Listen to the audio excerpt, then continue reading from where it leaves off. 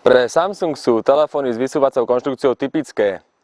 Už v modeli D500 bol dokonca pripevnený fotografický modul na zadnú stenu predného ramena. Tak dochádzalo k jeho ochrane v kľudovom stave.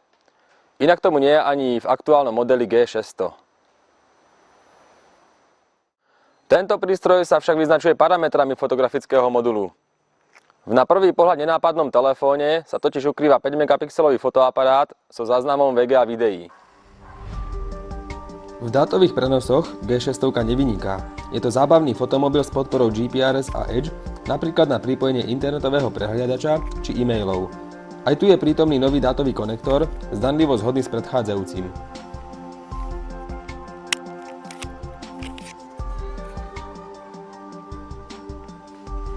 Samsung G600 ponúka aj podporu Mass Storage. Po pripojení káblom k počítaču teda funguje ako čítačka pamäťovej karty, a to dokonca bez odpojenia rádiovej časti.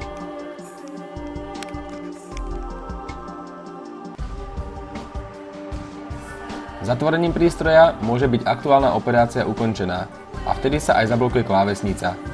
Otvorením prístroja môžete zase prijať hovor.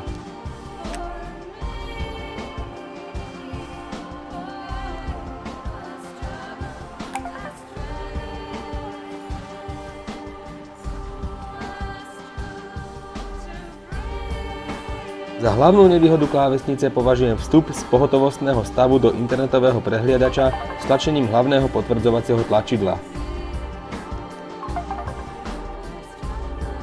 Veľkou zaujímavosťou je možnosť tvorby grafických tém priamo v telefóne.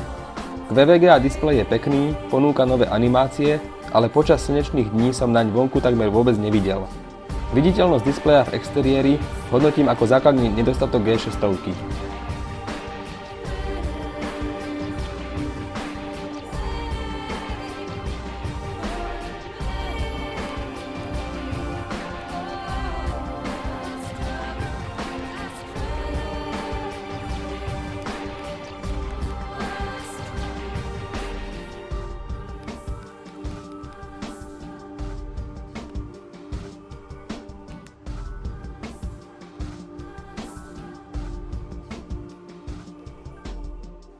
Fotoaparát v Samsungu G600 patrí ku špičke.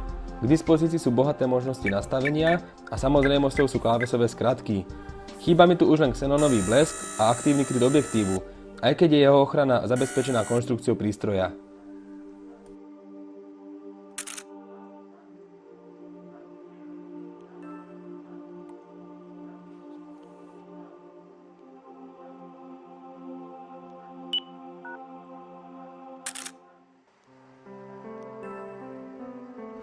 Záznam videí sa píši naozaj kvalitným VGA rozlíšením, a to aj pri trojnásobnom digitálnom priblížení. Horšie je to so zvukovou stopou s dátovým tokom len 13 kb za sekundu, čo je asi desatina kvality bežnej MP3. Spotreba dát záznamu videí je prekvapivo nízka, len 10 MB za minútu.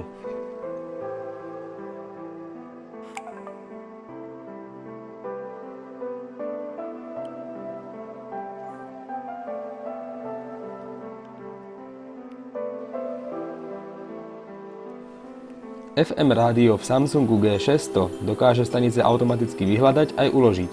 Funguje tiež na pozadí a dokáže dokonca zaznamenávať hudbu z rádia vo formáte MP3.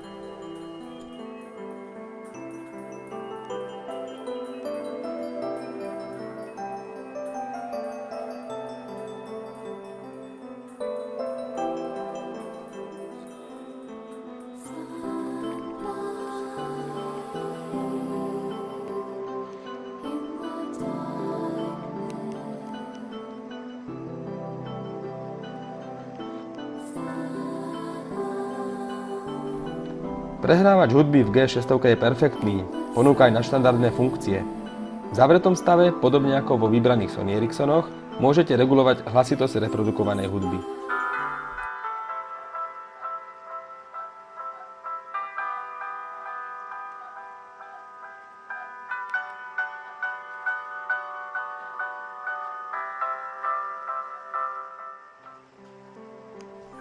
Z organizačných funkcií si pochvalu zaslúži 5 detailne nastaviteľných budíkov. Napríklad som prvému priradil budenie FM rádiom, hlasitosť nastavil pod polovičnú úroveň a na druhý deň ma zobudili ranné správy.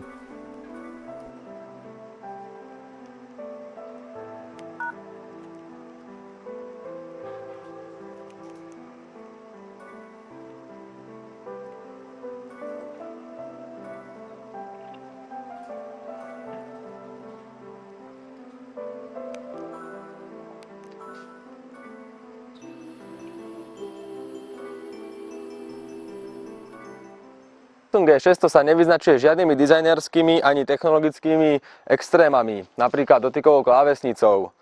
Jeho prioritou je fotoaparát a záznam videí. V cenovej kategórii do 15 000 korún nemá G600, čo sa týka kvality fotiek a videí konkurenta. Dokonca nezaostáva ani v pracovných a zábavných funkciách. Kritiku si zaslúži len displej, ktorého viditeľnosť je za slnečných dní takmer nulová a absencia 3G funkcií.